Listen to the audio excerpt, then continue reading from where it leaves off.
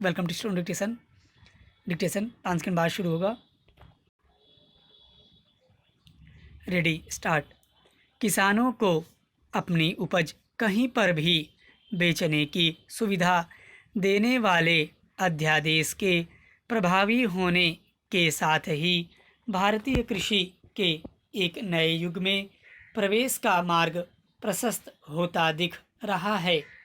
चूँकि इसी के साथ उस अध्यादेश को भी अधिसूचित कर दिया गया जिसके तहत अनुबंध खेती को अनुमति दी गई है, इसलिए उम्मीद की जाती है कि हमारे किसान न केवल अपनी उपज का लाभकारी मूल्य हासिल करने में समर्थ होंगे बल्कि उन्नत खेती की ओर भी अग्रसर हो सकेंगे। अब देखना यह है कि इन कदमों से किसानों की आय दोगुना करने का लक्ष्य पूरा हो सकेगा या नहीं। यद्यपि कोरोना संकट के चलते यह लक्ष्य दूर होता नज़र आ रहा है, लेकिन इसकी अनदेखी नहीं की जा सकती कि इस गहन संकट के समय खेती एक बड़ा सहारा बनी है। इससे भी सुखद यह है कि कोरोना संकट के बावजूद खेती अर्थव्यवस्था को सहारा देती नज़र आ रही है। कृषि उत्पादन में बढ़त की संभावना है।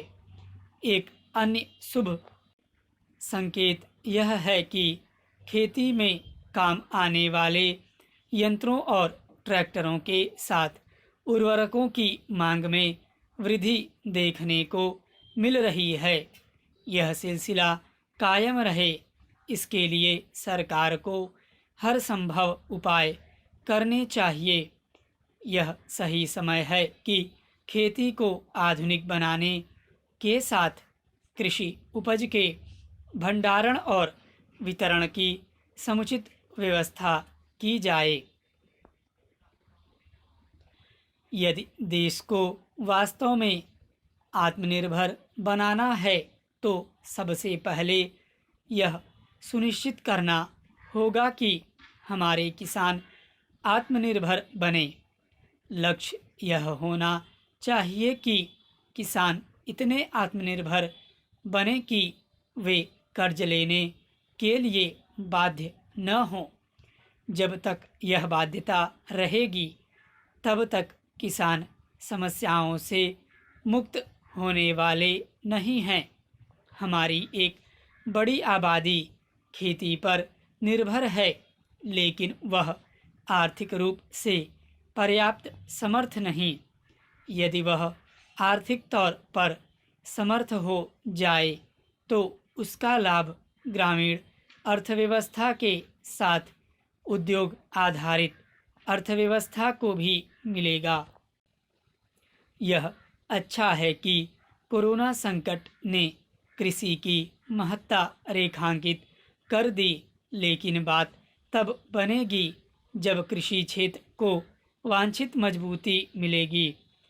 कृषि क्षेत्र को समस्याओं से उबारने के लिए केंद्र सरकार ने बीते 6 वर्षों में एक के बाद एक तमाम कदम उठाए हैं।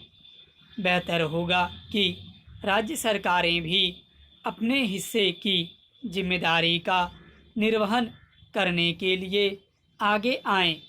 कृषि और किसानों की बेहतरी के लिए जिन अध्यादेशों को अधिसूचित किया गया है उन पर सही तरह से अमल के लिए राज्य सरकारों को भी सक्रिय होना चाहिए।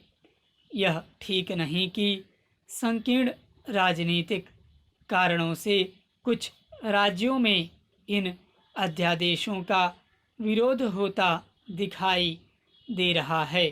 स्टॉप।